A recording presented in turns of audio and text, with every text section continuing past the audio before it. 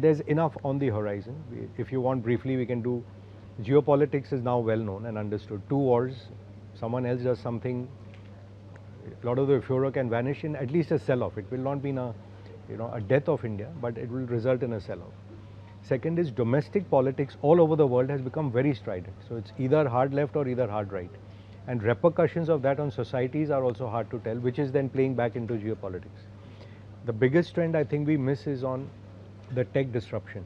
What is going on indeed with AI, and even more importantly for biotech, and the reordering of what will happen to our two biggest exporting engines, our IT and pharma, I think can have major repercussions. And technologically, we are behind China and behind US at least 20 years. So what happens when AI comes in, when robotics come in, when biotech comes in, and new profit engines are created in the world, will we participate, will we not participate? Because it won't ever be a linear line. The fourth, of course, is always the debt bubble, which to me is the central issue which will blow up the world this time. Everyone and his uncle is printing money like there's no tomorrow.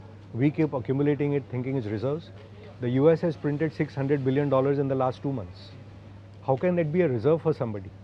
That's explaining the bull market for gold, silver, uranium and all. Even coffee and cocoa.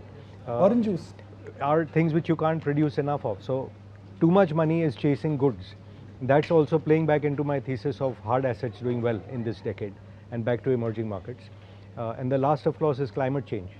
If Bangalore, Delhi, Bombay are going underwater, you can't even work from home. How do you create revenues and how do you create profits? So there are risks over there. This market is not giving you pricing, which is giving you, I would say, margin of safety. It's a market which is paying for growth now. And as long as your growth momentum is up, and you'll see it even now in the results, as long as companies are delivering results, the stocks still go up.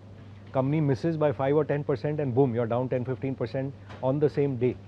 So it's telling you markets are a bit nervous and it needs some time to digest this earnings to then start hopefully the next leg up.